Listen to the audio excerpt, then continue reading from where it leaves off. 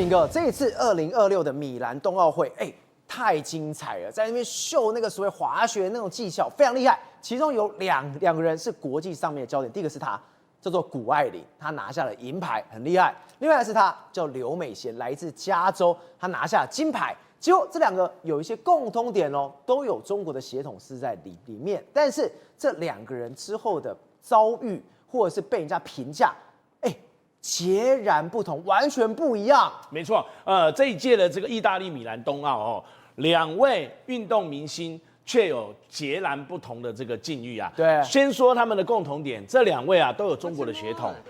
谷爱凌的妈妈是中国人，刘美贤的爸爸也是中国人。对，而且两个人都出生在美国加州。对，那可是呢，我就先讲结论，谷爱凌现在是中国跟美国大部分的这个媒体跟民众都不喜欢，都在骂他。中美难得是有共识。刘美贤这一位新串起的一个运动新星呢，而是美国人还有美国的媒体现在都蛮喜欢他的，而且现在几乎是在力捧他，他展现出这个非常高天分的这个运动才华。对，那先讲这个谷爱凌啊，她这一次在米兰冬奥里面，因为她靠着这个在自由式滑雪女子坡面障碍技巧决赛，然后凭借那个第一跳的成绩大概是86.58分，她拿到了这个银牌。对，那她自己当然是很高兴啦。那因为至少2届冬奥下来，收获2金2银，那也算是不无小收获啦。那问题是呢，偏偏她这样的一个成绩，恐怕有些中国的这个媒体和中国的这个网友还是不买单，而且呢。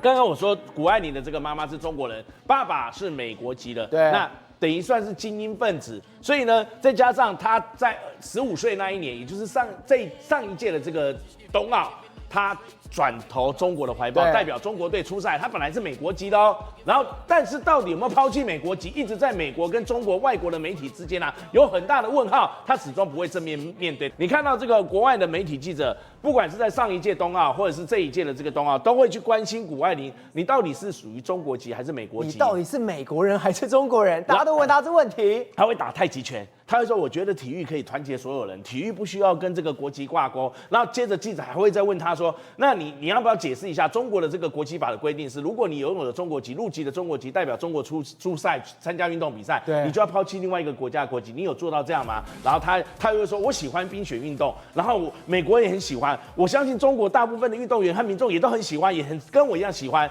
我答非所问，文不对题，所以才会大家觉得说你是真的这么代表中国吗？还是工作在中国，生活在美国呢？对，还是代言的时候就有你谷爱凌？所以这次有人冬奥网友就戏称说，中国出钱，美国出人，意大利出奖牌，谷爱凌出代言，这样接的还蛮顺哎。那谷爱凌真的出代言，你看她就有帮这个大陆的一个品牌，去做这个什么无论输赢，我们骨子里是要强的中国队。但真是这样吗？你看看网友买不买单？对。那包括有北京市的这个体育局，他在2025年财政的这个预算里面就披露说，其实为了栽培谷爱凌，还有另外一个中国的花式滑冰的这个名将朱毅啊，这两个小女生。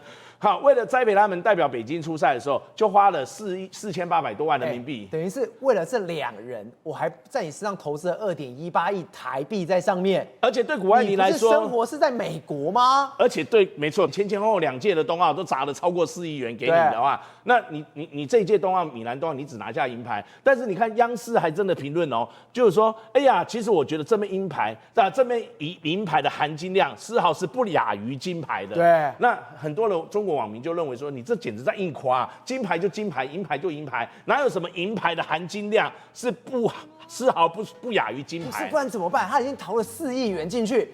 没有拿到金牌，都打水漂了，所以才会有人甚至讲，谷爱凌在看这个中国的爱国电影《长津湖》的时候，会不会左眼的眼泪流向了这个黄河，右眼的眼泪流向密西西比河，两边他都可以沾一下。早上是 China 中国人，晚上叫 American 美国人，但不管怎么样，中美混血的这个谷爱凌。遭到了这样的一个媒体跟这个网民不留情的批评，还有一个点也是遭到中国网民大家的挞伐，这是什么？就是大家会看那个奥运的这个队服，冬奥的这个队服，这个是中国队的队服，哇塞，大蓝色，非常的蓝，这个是这算是20-30年前那种妈妈，我今天看到一个阿嬷笑话会穿的，还有人说，这是中国队代表的这个队服吗？我以为是来哈尔滨旅游的这个老年旅行团。老年旅行团，甚至有网友说，什么是20年前？是我阿嬷那个年代，30年前就亮面处理了，你还在走20年、30年前的 style。所以，当然中国奥运代表队的这个队服也被吐槽，但是你就来看看别的国家是不是也是这么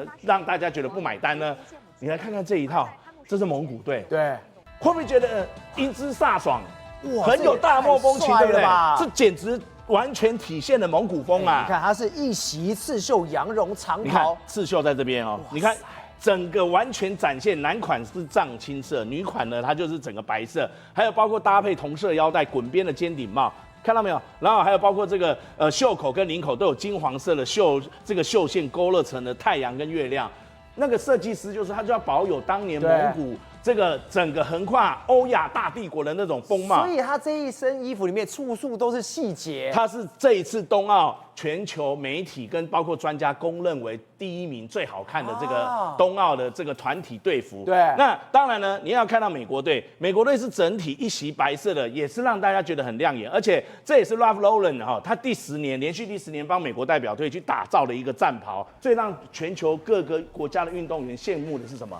意大利，你知道他们的运动队服阿玛尼呀？等一下，阿玛尼帮他们做队服，阿玛尼一直每一届都是赞助他们的，而且里面都还有意大利的国旗的国歌在整个内衬和领子上面，所以大家在讲说不比较啊，这个没有伤害，一比较才会觉得实在惊骇啊。郑峰，现在中国这衣服已经够差了，被大家笑死了。但不要忘了哦，中国现在最厉害的是什么？就是他们的高铁非常非常强。结果你看到他们不是史上最大的春运的这个迁徙潮就要来了吗？但你看到这个画面，春运第8天的时候，重庆东站，高铁站怎么会发生这种事情？没有人，到底人去哪里了？这现在中国的经济不佳，绝对可以从交通指标上看出来。来，李大公，现在中国面临了什么？春运，而且听说是大迁徙，不是很多人吗？地表最大的人口移动，听说今年有95亿人次会在40天内迁徙呢。所以，大家想看嘛，中国号称它的高铁是全世界密度最高，5万公里，对不对？结果，我们讲一下，应该所有人都要坐，我要回去啦，赶快坐高铁回去啦。结果你刚刚说那个画面，还是在倒，还是在高铁站呢？为什么这些人都没？空无一人是真的哦，而且你说，是不是你挑的时间点不对？人家才刚上车，丑了。我跟你讲，大家上车去拍，高铁上一样没人，高铁上蚊子比人还多，搞不好这是幽灵列车。人去倒，你刚问了一个问题很好，人去哪里了？人都没有返乡吗？有返乡但他们不是坐高铁，他们坐绿皮列车，就坐中国的绿皮火车。对，绿皮火车那个不是过去比较旧、比较脏、比较臭的吗？没错，这个上个世纪50年代的车子哦，当时是由外国去 sponsor 他们去新建这样子的车款，所以照理说它应该要被淘汰了，对不对？但是你看，2026年天主席就是今嘛套炸5点37分，你看他们这个火车站的人有多少？哇，还有人扛着这种担子、家当全部搬出来了。对，你想一下，当时中国为了鼓励大家坐高铁，还特别把它的广州站的火车，就绿皮火车的火车站移到白云站去，对，就是比较偏远的地方，就是鼓励大家，你坐高铁就好了啦，不要再跑到比较远的白云站。没想到今年的春节，大家还是跑到白云站去坐。为什么你这样？对，就是经济歹嘛。好，那我们来看一下这个火车上面哦，你这样真的是人山人海啊！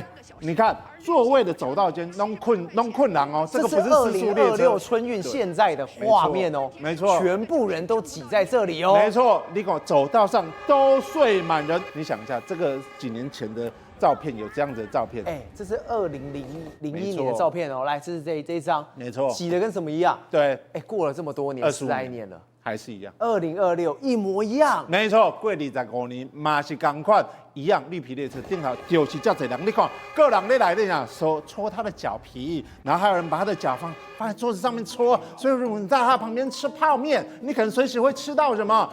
鱿鱼丝，不过这鱿鱼丝味道可能相对怪一点啦。好，那我们来听一下这个中国网友他们在坐这个火车，他们的心声是什么呢？其实你看会觉得有点悲催。你看，一共他不嫌我穷，我怎么能嫌他慢？他们带我回家，我能省点钱给我玩。所以今天并不是说大家是真的自找苦吃，不是去搭那个绿皮火车，并不是，他是不得已啊，没钱啊。现在有这么差吗？那个车票也才多少钱？唉，你怎样？耶，高铁票大概是普通列车，就是我们刚刚绿皮火车的3倍了哈。对，那当然，那个它的路程当然是一样的，就是你的绿皮火车要多花3倍的时间。对，好，那你看还有其他网友跟我讲，他说如果他计算精算之后，他说几千公里可以省200块啦。那我不笑话，他说8个小时你某一点也是要碳200块。哎，这个是真的中国网友的说辞啊，但他有图便宜，你知道吗？他的票价只要1元。所以一口我当然这去关卡嘛。好，那当然不止什么，不止火车，不止交通，他们的经济还可以从哪里看出来呢？来，年货大节，去年人至少还蛮多的，对不对？对，你看今年的人，真的没人啊，街上没有人，然后甚至那个商店打开之后，放一天都没有人来光顾，对他们来讲相当心酸哦。那在这样子的经济状况不好的情况之下，你知道吗？又有一种不能讲新型，旧的产业又复苏了。乞丐师又来了。这些店家看到乞丐师来的时候，怎么样？锁门，早刚不会收门啊？为什么？因为他们会抢锁财物。太可怕！他是赶快跑出去把门给锁着。他不是在躲火灾啊，他是在躲乞丐师啊。然后还有农村也有乞丐师，农村乞丐师，你知道这欧巴桑看了闻到有点味道，好像有乞丐师来，你看，马上拔腿就跑，而且赶快把人叫到家里面，赶快进去。他们为了要躲避，所以你看，不止这个地方，农村有这个乞丐师，麦当劳也有乞丐师，所以可见的现在中国的经济真的相当的不好。中国人现在要过个好年难呐。宏观取材，厘清真相，犀利精准，深入剖析，时刻掌握关键，新闻时事不漏接。老时段，新气象，我是钟浩和，关键时刻2.0全新出击。